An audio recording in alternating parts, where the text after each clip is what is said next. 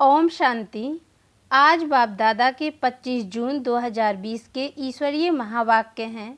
मीठे बच्चे, बेहद के सुखों के लिए तुम्हें बेहद की नॉलेज मिलती है। तुम फिर से राजयोग की शिक्षा से राजाई ले रहे हो। प्रश्न, तुम्हारा ईश्वरीय कुटुंब किस बात में बिल्कुल ही निराला है?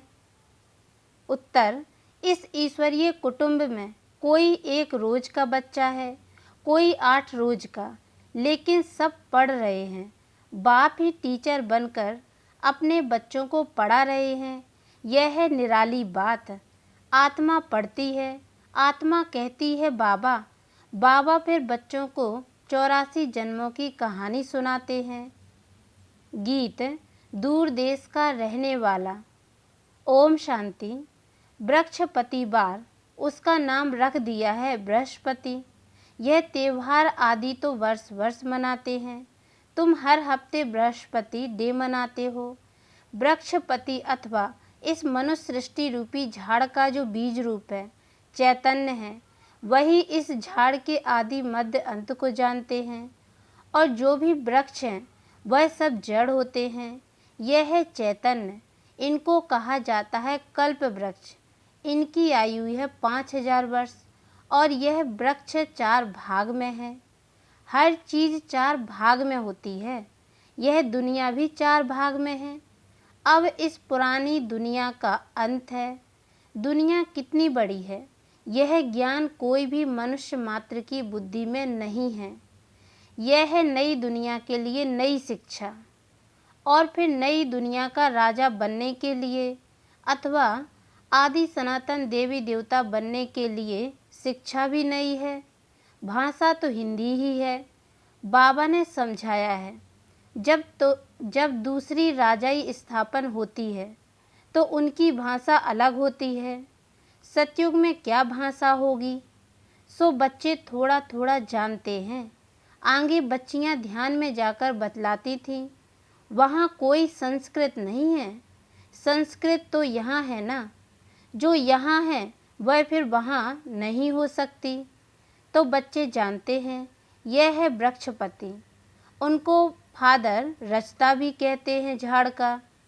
यह है चैतन्य बीज रूप। वह सब होते हैं जड़। बच्चों को सृष्टि के आदि मध्य अंत को भी जानना चाहिए ना। इस समय नॉलेज ना होने के कारण मनुष्यों को सुख नहीं है। यह है बेहद की नॉलेज, जिससे बेहद का सुख होता है। हद की नॉलेज से काग भिष्टा समान सुख मिलता है। तुम जानते हो हम बेहद के सुख के लिए अभी पुरुषार्थ कर रहे हैं। फिर से अक्षर सिर्फ तुम सुनते हो। तुम ही फिर से मनुष्य से देवता बनने के लिए यह राजयोग की शिक्षा प्राप्त कर रहे हो। यह भी तुम जानते हो ज्ञान का सागर बाप निराकार है। निराकारी तो बच्चे आत्माएं भी हैं, लेकिन सबको अपना अपना शरीर है। इनको अलौकिक जन्म कहा जाता है और कोई मनुष्य ऐसे जन्म ले नहीं सकते जैसे यह लेते हैं। और इनकी भी वानप्रस्थ अवस्था में प्रवेश करते हैं। बच्चों आत्माओं को सम्मुख बैठ समझाते हैं और कोई आत्माओं को बच्चे बच्चे कह न सके। कोई भी धर्म वाला हो, जानते हैं शिव बाबा हम आत्माओं का बाबा है, वह तो जरूर बच्चे बच्चे ही कहेंगे। बाकी कोई भी मनुष्य आत्मा को ईश्वर नहीं कह सकते, बाबा नहीं कह सकते। यूँ तो गांधी को भी बापू कहते थे। म्यूनिसिपालिटी के मेयर को भी फादर कह देते, परंतु वह फादर है, सब देहधारी। तुम जानते हो हमारी आत्माओं का बाप हमको पढ़ाते हैं। बाप घड़ी घड़ी कहते हैं अपने को आत्मा समझो। वह बाप आकर पढ़ाते भी आत्माओं को हैं। यह है ईश्वरीय कुटुंब। बाप के इतने ढेर बच्चे हैं। तुम भी कहते हो बाबा हम आपके हैं। तुम बच्चे हो गए। कहते हैं बाबा हम 1 रोज का बच्चा हूँ, 8 रोज का बच्चा हूँ, मास का बच्चा हूँ। पहले जरूर छोटा ही होगा। भल 2-4 दिन का बच्चा ही है, परंतु ऑर्गन्स तो बड़े हैं ना, इसलिए सब बड़े बच्चों को पढ़ाई चाहिए। जो भी आते हैं सबको बाप पढ़ाते हैं। तुम भी पढ़ते हो। बाप के बच्चे बने फिर बाप समझाते हैं तुमने 84 जन्म कैसे लिए हैं। बाप कहते हैं मैं भी बहुत जन्मों के अंत में इनमें प्रवेश करता हूँ और फिर पढ़ाता हूँ। बच्चे जानते हैं यहाँ हम बड़े ते बड़े टीचर के पास आए हैं, जिससे ही फिर यह टीचर्स निकले हैं जिनको पंडे कहते हैं। वह भी सबको पढ़ाते रहते हैं। जो जो जानते जाएंगे पढ़ाते रहेंगे। पहले पहले तो समझाना ही यह है, 2 बाप है ना, एक लौकिक और दूसरा पारलौकिक। बड़ा तो जरूर पारलौकिक बाप हो गया जिसको भगवान कहा जाता है। तुम जानते हो अभी हमको पारलौकिक बाप मिला है और किसी को पता नहीं है। धीरे धीरे जानते जाएंगे। तुम बच्चे जानते हो हम आत्माओं का बाबा पढ़ाते हैं। हम आत्माएं भी एक शरीर छोड़ फिर दूसरा लेंगी, ऊंच से ऊंच देवता बनेंगी। ऊंच से ऊंच बनने के लिए आए हैं। कई बच्चे चलते चलते ऊंचे से ऊंची पढ़ाई को छोड़ देते हैं। किसी न किसी बात में संशय आ जाता है या माया का कोई तूफान सहन नहीं कर सकते हैं। काम महाशत्रु से हार खा लेते हैं। इन्हीं कारणों से पढ़ाई छूट जाती है। काम महाशत्रु के कारण ही बच्चों को बहुत सहन करना पड़ता है। बाप कहते हैं कल्प कल्प तुम अबलाएं माताएं ही पुकारती हो। कहते हैं बाबा हमको नगन होने से बचाओ।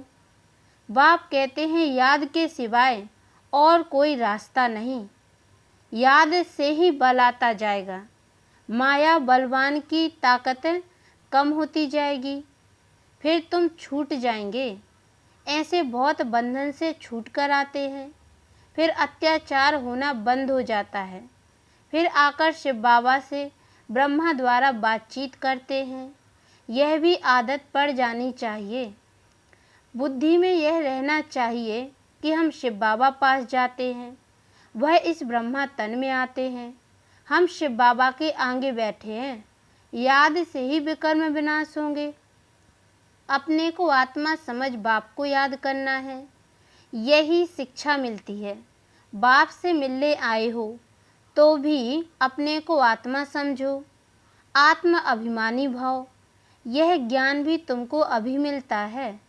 यह है मेहनत। उस भक्ति मार्ग में तो कितने वेद शास्त्र आदि पढ़ते हैं।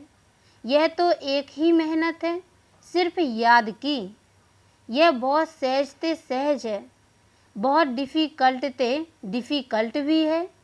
बाप को याद करना इससे सहज कोई बात होती नहीं। बच्चा पैदा हुआ और मुख से बाबा बाबा निकलेगा, बच्ची के मुख से माँ निकलेगा।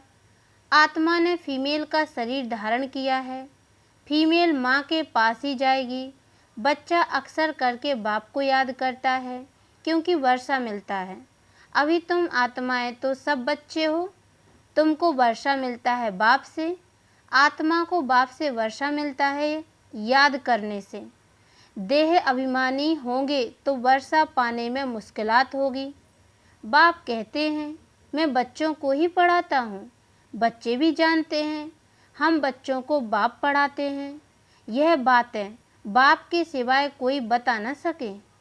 उनके साथ ही भक्ति मार्ग में तुम्हारा प्यार था। तुम सब आशिक थे उस मासूक के।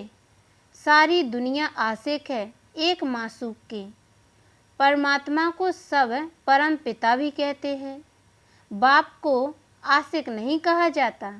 बाप समझाते हैं तुम भक्ति मार्ग में आशिक थे, अभी भी बहुत है, परंतु परमात्मा किसको कहा जाए इसमें बहुत मूझते हैं। गणेश हनुमान आदि को परमात्मा कह एकदम सूत मूझा दिया है।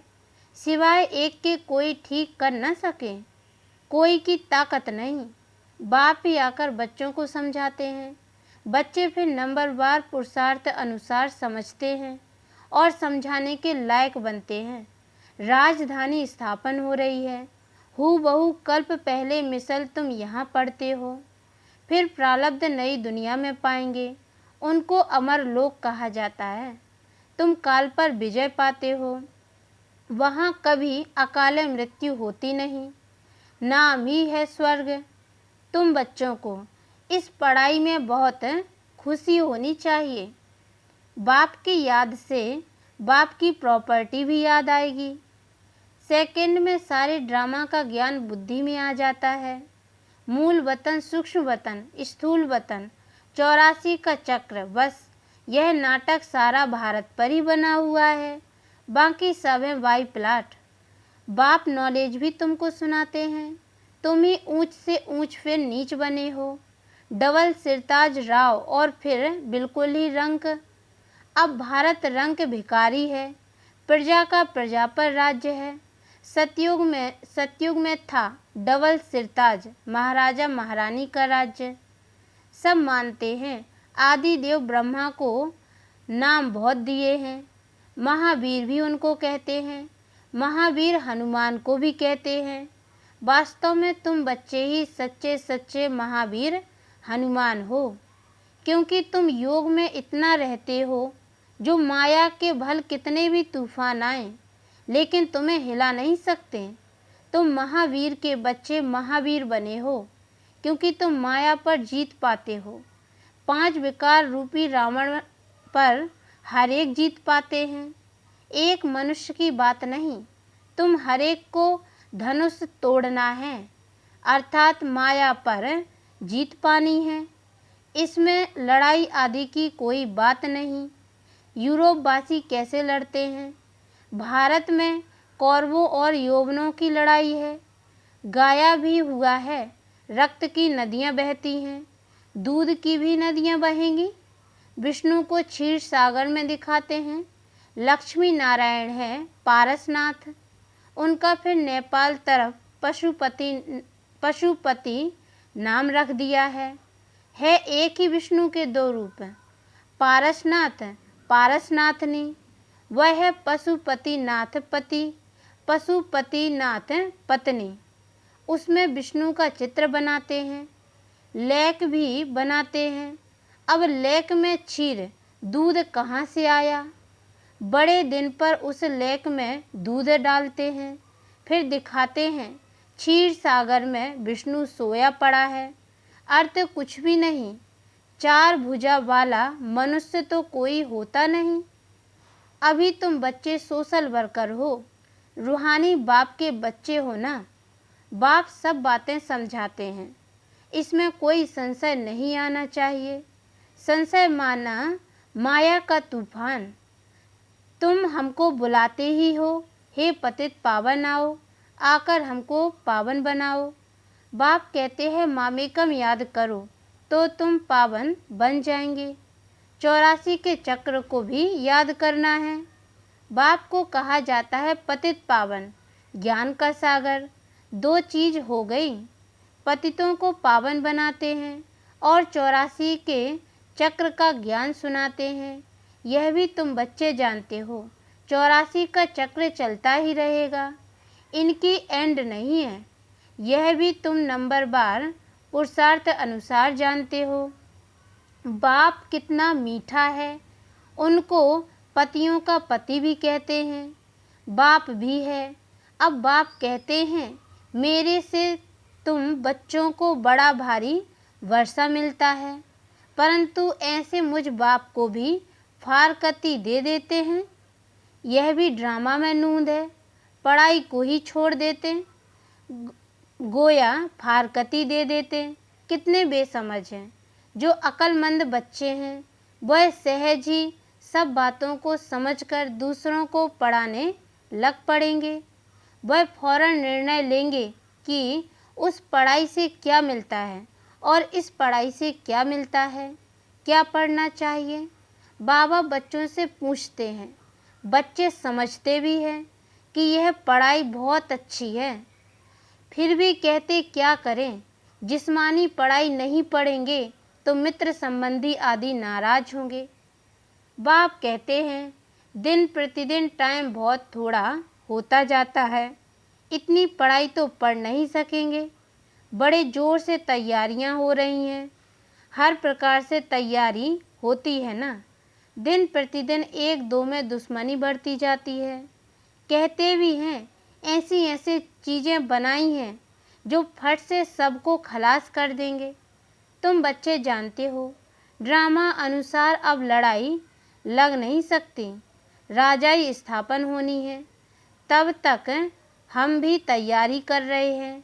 यह भी तैयारी करते रहते हैं। तुम्हारा पिछाड़ी में बहुत प्रभाव निकलने का है। गाया भी जाता है अहो प्रभु तेरी लीला। यह इसी समय का गायन है। यह भी गाया हुआ है तुम्हारी गति मत न्यारी। सब आत्माओं का पाठ न्यारा है।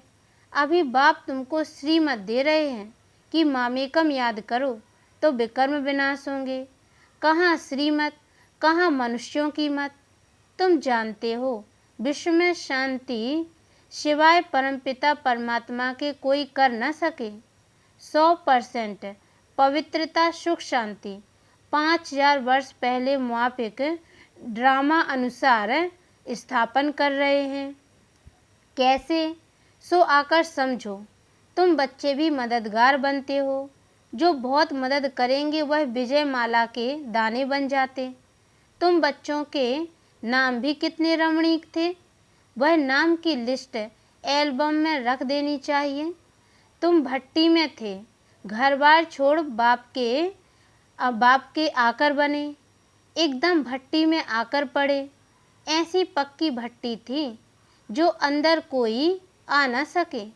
जब बाप के बन गए तो फिर नाम जरूर होने चाहिए। सब कुछ सरेंडर कर दिया इसलिए नाम रख दिए। वंडर है ना, बाप ने सबके नाम रखे। अच्छा, मीठे मीठे सिकी लदे बच्चों प्रति माता पिता बाप दादा का याद प्यार और गुड मॉर्निंग। रूहानी बाप की रूहानी बच्चों को नमस्ते। और हम रूहानी बच्चों की ओर से भी रूहानी माता पिता बाप दादा को याद प्यार और गुड मॉर्निंग। बाबा नमस्ते नमस्ते नमस्ते। धारणा के लिए मुख्य सार है। पहली पॉइंट है किसी भी बात में संशय बुद्धि नहीं बनना है। माया के तूफानों को महावीर बन पार करना है। ऐसा योग में रहो जो माया का तूफान हिला न सके। दूसरी पॉइंट, अक्लमंद बन अपनी जीवन ईश्वरीय सेवा में लगानी है। सच्चा रूहानी सोशल वर्कर बनना है। रूहानी पढ़ाई पढ़नी और पढ़ानी है। वरदान, संकल्प रूपी बीज को कल्याण की शुभ भावना से भरपूर रखने वाले विश्व कल्याणकारी भाव। डिटेल है जैसे सारे वृक्ष का सार बीज में होता है, ऐसे संकल्प रूपी बीज हर आत्मा के प्रति, प्रकृति के प्रति शुभ भावना वाला हो। सर्व को बाप समान बनाने की भावना, निर्बल को बलवान बनाने की, दुखी अशांत आत्मा को सदा सुखी शांत बनाने की भावना का रस व सार हर संकल्प में भरा हुआ हो। कोई भी संकल्प रूपी बीज इस सार से खाली अर्थात व्यर्थ न हो। कल्याण की भावना से समर्थ हो तब कहेंगे बाप समान विश्व कल्याणकारी आत्मा। स्लोगन है, माया के झमेलों से घबराने के बजाय परमात्मा मेले की मौज मनाते रहो। अच्छा, ओम शांति।